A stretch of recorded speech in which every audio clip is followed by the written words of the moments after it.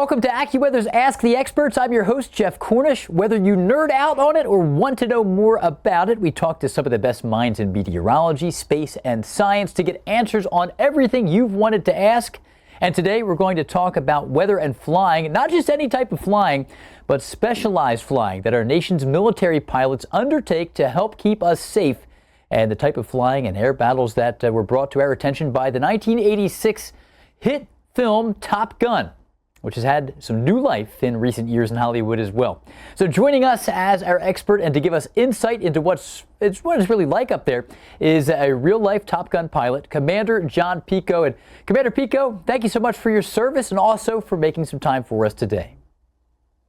Jeff, it's an honor to be on here with you. Thanks for having me. Well, it's an honor to speak with you. We think that what you do is really fascinating. What you've done is really fascinating. So we're going to go back to what got you into the cockpit of a fighter jet. Some can trace their passion to the iconic Top Gun movie. How about you? Well, that's it. You hit it. 1986, I was 15 years old and at an all-boys school, pretty naive, and had a hot date coming up here and didn't know what to do. And a buddy of mine said, hey, there's this new movie that just came out called Top Gun. Go fast forward through the movie till you get to the blue scene where they kiss, and that'll answer questions on how to kiss this gal. So I get the movie, rent it from the VHS, have no idea where the blue scene was, and so I watched the whole movie, and I ended up watching it about 6 times. The date went horribly wrong, but that was the end of that. I was like, whatever those guys are doing, I want to do that. Right. Well, sometimes there's kind of a gap between reality and Hollywood. Sometimes Hollywood nails it. So do the Top Gun movies capture what it's really like to fly and maneuver these amazing aircrafts? I'd say in general they do. I think the second movie, the technology producing the movie was far more advanced. They had the cameras in the cockpit and you actually saw aircraft flying. The first movie did a good job, but this new one did a great job. So all the flying you see was authentic in the mountains, in the snow, all that sort of stuff. So that was very, very not just similar. That is what it's like. And you probably have some pretty good insight. I have a generic sense that this stuff is awesome. It's fascinating. But what is it about these planes and the elite pilots who fly them that draws us in as the public? And what's so fascinating to us about this? I think it's a little bit of the unknown, and it's considered probably on the edge of extreme sports, and that's what people are into these days, and for the longest time. It's hard for people to understand that at one moment the weight of your head is 20 pounds, and in the next millisecond it's 160 pounds while you're in a dogfight, and that sort of thing that you see captured in some of these movies just boggles people's minds. And to do it, every day, it becomes sort of normal. It's your job, and you forget that not everyone understands what it takes and the effort and the physicality and the training. So it's shows like this. I do appreciate the opportunity to share some of that with your viewers. Absolutely. We're going to go back and talk about the history of the Top Gun program. Did this ultimately come from air tactics in the Vietnam War? It did. Back then, I mean, we're always assessing anytime our country, and frankly, any country's in a combat situation. I imagine there's some real-time and afterwards assessment of how we've done. And we had some relatively advanced aircraft and weaponry in Vietnam, and yet we were still taking well higher numbers of losses than I think we should have. Not what I thought, but that's what the country was thinking. And decided at that point that we were going to focus on the tactics and the pilot training. And so in 1969, Top Gun was born, and that is where really it all started. And what is the training actually like? How long does it take to become a Top Gun pilot? And also, what physical qualifications must somebody have if they want to pursue this? So to be a Top Gun, you don't join the Navy and become a Top Gun pilot. You have a lot to do between joining the Navy and even getting to that opportunity. You have to first learn all types of academics. Meteorology is one of our first courses. You'll be happy to know. Aerodynamics, all types of courses before you can even touch an airplane. Then you fly and train in 2 to 3 different types of airplanes, making your way eventually to ideally to the, one of the latest, greatest fighter airplanes that the Navy has, go through your first entire squadron, and based on how you do in that squadron, tactically and as a leader, you may be recommended to apply to Top Gun. And at that point, if you're accepted, Top Gun school is 2 to 3 months long or so, with dedicated training. It used to be in Miramar, California. Years ago, it moved to Fallon, Nevada. And but yeah, after a number of months and some grueling academic and flight training, you will hopefully graduate as a Top Gun pilot. And you hinted at some of the weather training, meteorological training that Top Gun pilots go through. So weather conditions obviously are crucial to every aspect of any military operation. These are expensive, high-priced, very valuable aircraft, and there could be some significant danger in the skies. So what level of weather knowledge is required for a Top Gun pilot? How deep do you guys dig into the weather textbooks?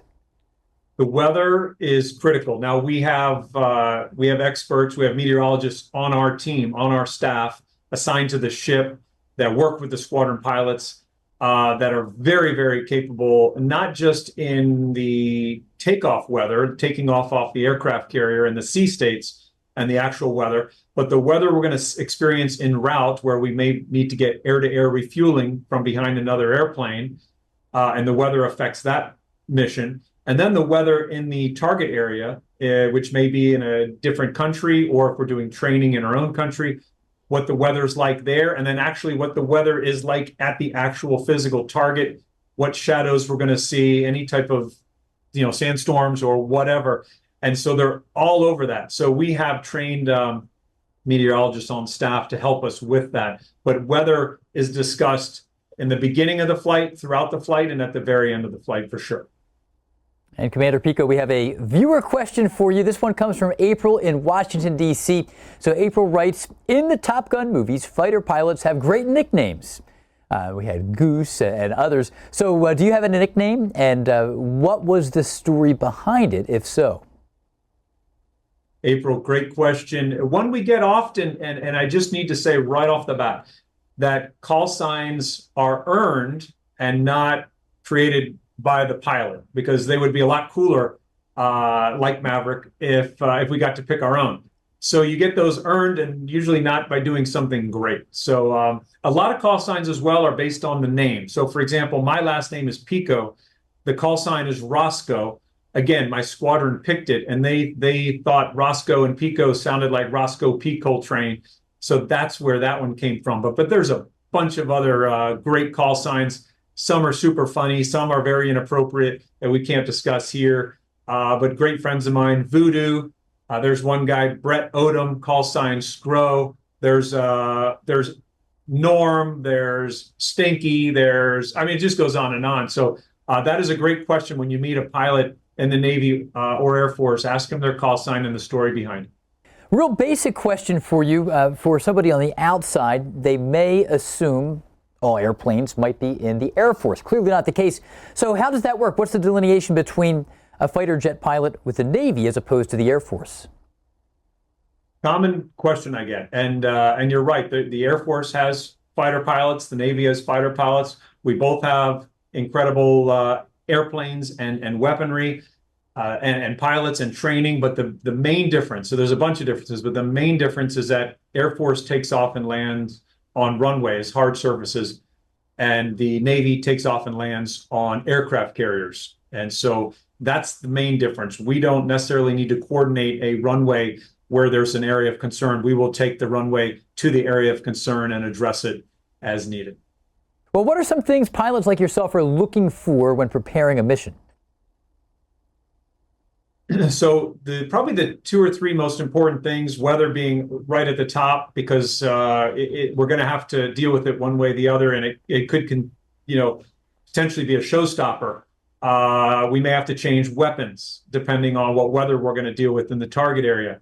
But also it's called operational risk management. We're going to look at how risky is this mission? How much risk are we taking on with the weather conditions, or the sea state, or the fact that we've been up for the last 18 hours planning for this? What risk level are we willing to accept?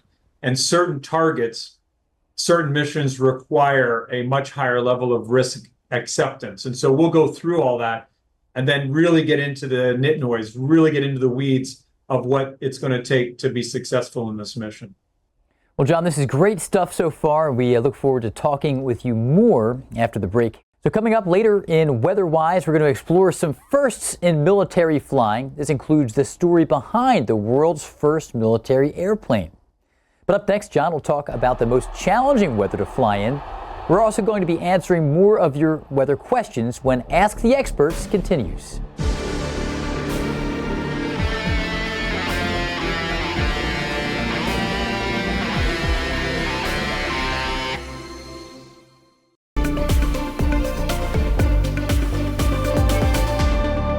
Welcome back to AccuWeather's Ask the Experts. I'm your host, Jeff Cornish. In today's show, we are talking with retired Top Gun pilot Commander John PIcco, and we're getting insight in what it's like to train and be and to fly as an aviator fighting pilot, and also how weather interacts with their duties.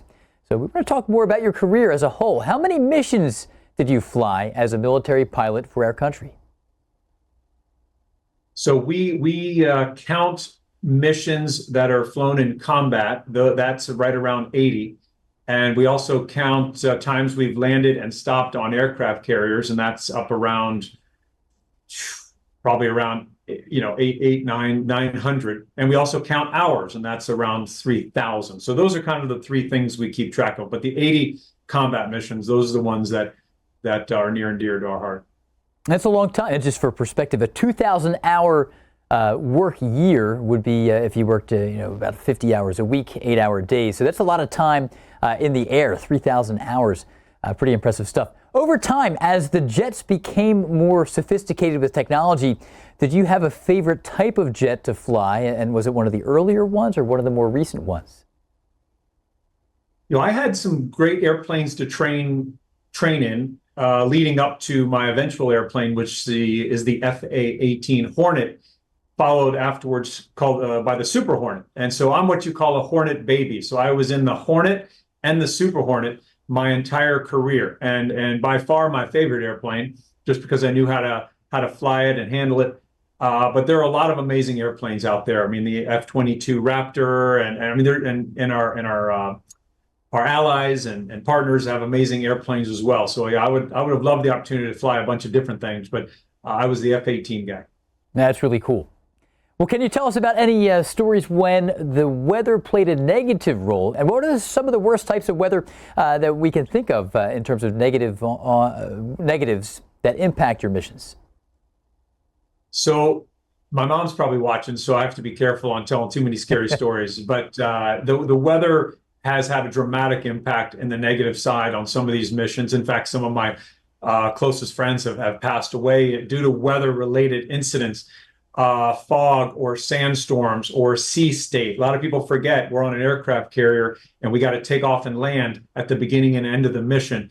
And the sea state can be so nasty out there, as people may know. So those sandstorms as well, people think happen just on land, but it goes right across the water as well. And of course, thunderstorms and snow and blizzard conditions. And one in particular, I recall, I was flying as a fairly new pilot on the wing of a more senior pilot in South Korea on a training mission. And we're landing at a airfield, but we're in the clouds and snow. So we're being controlled for a instrument approach, basically just coming straight for 10 miles and landing. And when I have what's called a radar altimeter dialed in at about 100 feet to let me know right before we land, so I can stop looking at the airplane and start looking at the runway. And we're about 3 miles away from the airfield, and then my radar altimeter goes off. And so, which it obviously never should have. So we immediately break away, hit our afterburner, and shoot straight up. And come to find out, we were seconds away from impacting a mountain that was right in front of us. The controllers had forgotten about us and directed us right into a mountain inadvertently. So again, weather can cause some serious heartache. Sometimes you don't even know what's about to happen. That's wild. And just very briefly, is there any weather that we perceive as bad on the ground that's actually good to fly in? I would say if there's fog over land or sandstorms or low-lying clouds, those would be great to fly in above that because we have weapons that can get through that without any issue. This is, again, we're talking weaponry and target weather. But yeah, if we can fly above the weather below us really isn't a factor. All right. And Commander PIcco, we have another viewer question. This one comes from Martin in Alabama. And Martin writes, any advice for aspiring Top Gun pilots? What are the most important skills to have, and what can and can't you gain from training? Wow, good question, Martin. I would say, that killer instinct, all those things, right? But it's more than just that spirit to win and that laser focus to win. It's really that desire to understand what it takes to win something and then doing that. Everyone wants to win, but does everyone want to do what it takes to win? That's the question. Do you have the grit? Do you have the laser focus? Do you have the dedication? And make sure it's healthy competition. Those of us in the military, we all want to be the best. I don't want to be the best and push down my buddy next to me. We all want to go to the top. I just want to be at the very top when we finally get there. So I think those would be the big ones: grit, dedication, and just that laser focus to figuring out what it takes to win it anywhere and do it. And John, do you still fly? What are you doing now? Are you doing other things in civilian life? So I fly a little bit, usually with friends if they have airplanes. I'm taking a little break right now, spending more time on the boat. So I'm following my other passion, which is finance, and we live down in Key West, Florida. So I run the Edward Jones southernmost branch as a financial advisor down here. And life has been great. Life has been great. Excellent, excellent. Well, we wish you the absolute best with your next career here in the world of finance there in Key West. And it's a pleasure talking to you, Commander John PIcco. Thank you so much for your service to our country. We do not take that for granted. And also thanks for your time here today and sharing some of this insight as what it's really like to be a Top Gun pilot. Thank you, Jeff. Appreciate it. Well, likewise.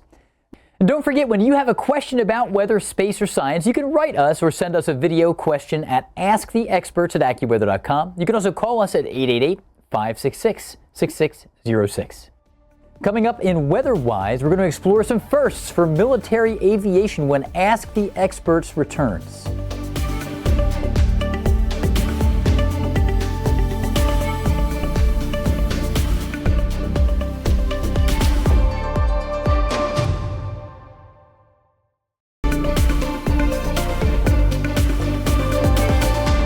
Welcome back to AccuWeather's Ask the Experts. I'm your host, Jeff Cornish. It is time for Weatherwise, and in this version, we're going to explore military aviation firsts. Some of these are pretty impressive for their time.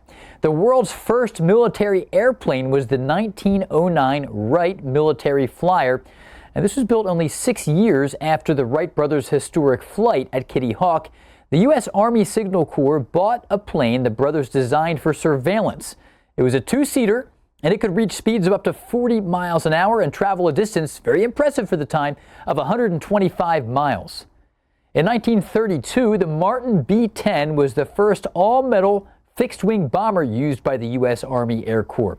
Innovations included an enclosed cockpit, an internal bay to hold bombs, and maximum speeds of up to 213 miles an hour. Also pretty swift for that time. Finally, the first Top Gun aircraft was built in 1968. The Grumman F-14 Tomcat was featured in the 1986 movie Top Gun.